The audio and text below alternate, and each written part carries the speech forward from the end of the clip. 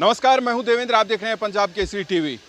ED की तरफ से पूछताछ के लिए सोनिया गांधी को बुलाया गया है और उसी के विरोध में हरियाणा कांग्रेस पार्टी दफ्तर चंडीगढ़ में सत्याग्रह जो है वो शुरू कर दिया गया है। यहां पर साथ में विधायक हैं, प्रदेश अध्यक्ष उदय भान हरियाणा कांग्रेस के यहां पर मौजूद हैं और पूर्व विधायक भी साथ में मौजूद हैं। बात करते हैं।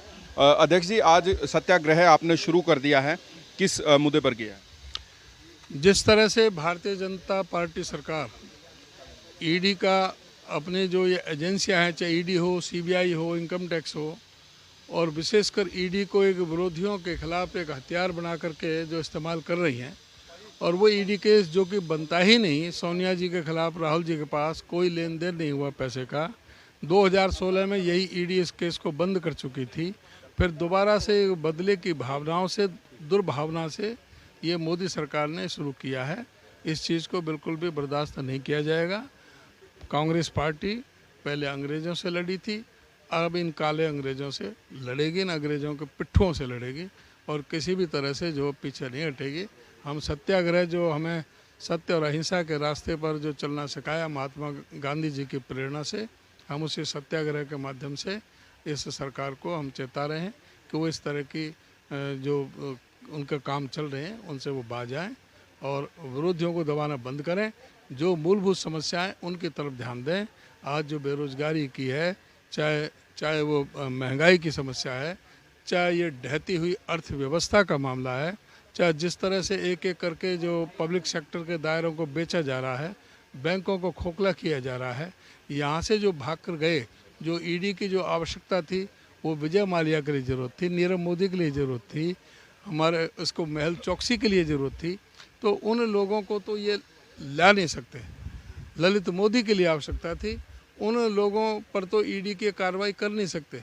लेकिन विरोधियों को, विपक्षियों को ये ईडी का एक हथियार बना करके इस्तेमाल कर रहे हैं। इसके विरोध में हमारा सत्याग्रह शांतिपूर्वक गांधी जी के रास्ते पर चल रहा है। क्योंकि और ये कब तक आप जारी रखेंगे सत्याग्रह? जब तक जारी रहेगा, जब तक सोनिया जी ईडी ऑफिस में रहेंगी, जब तक ये पूछताछ करते रहेंगे। क्या ये सिर्फ हरियाणा कांग्रेस के चंडीगढ़ ऑफिस में या फिर अन्य जगहों पर भी है? पूरे हिंदुस्तान के अंदर है, सभी जगह, और दिल्ली में भी है, और सभी पूरे हिंदुस्तान के अंदर है। कुछ विधायक भी हमारे साथ हैं। वरुण मुलाना है। वरुण जी, किस तरीके से देखते हैं जिस तरीके से लगातार बार बार उनको बुलाया जा रहा है और आज आप लोगों ने सत्याग्रह शुरू कर दिया?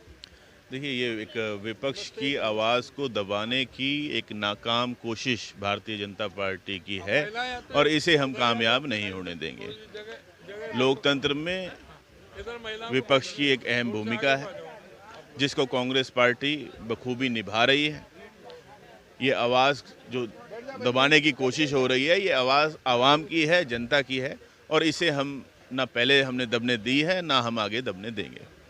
जो मंत्री हैं हरियाणा सरकार में, बीजेपी के मंत्री हैं, वो लगातार ये बात कह रहे हैं अगर वो निर्दोष हैं और किसी तरीके की दिक्कत नहीं है, पाक साफ हैं, तो फिर जांच करवाने में दिक्कत क्या है और बातचीत करने में क्या दिक्कत है? तो जांच को कौन रोक रहा है? जांच तो हो ही रही है। हम ये कह रहे हैं कि ये जो इन संस्थाओं का दुरुपयोग हो रहा है उसकी आवाज़ हम उठा रहे हैं, ठीक है ना। कौन रोक रहा है? पहले राहुल जी को परेशान किया गया, वो गए, ईडी ने हाथ खड़े कर लिए कि अब हमारे पास और कोई सवाल नहीं बचा। उन्होंने तो कभी मना नहीं किया, ना उन्हें किसी ने रोका वहाँ जाने के लिए। इसी प्रकार से हमारी आदरणीय अध्यक्षा सोनिया गांधी जी जा रही हैं, हर सवाल का जवाब दे रही हैं। हमारा कहना ये है कि ये जो आवाज़ को दबाने की कोशिश है ना, हम उसके खिलाफ हैं। जो इन संस्थाओं का, जैसे अभी प्रधान जी ने कहा, श्री उदय भान जी ने, कि ये जो दुरुपयोग हो रहा है संस्थाओं का, हम उसके खिलाफ हैं। चलिए, बहुत बहुत शुक्रिया। तो सत्याग्रह जारी है और जब तक सोनिया गांधी ईडी के पास गई हुई हैं, पूछताछ जारी है, जब तक ये सत्याग्रह हरियाणा कांग्रेस ऑफिस में चलता रहेगा।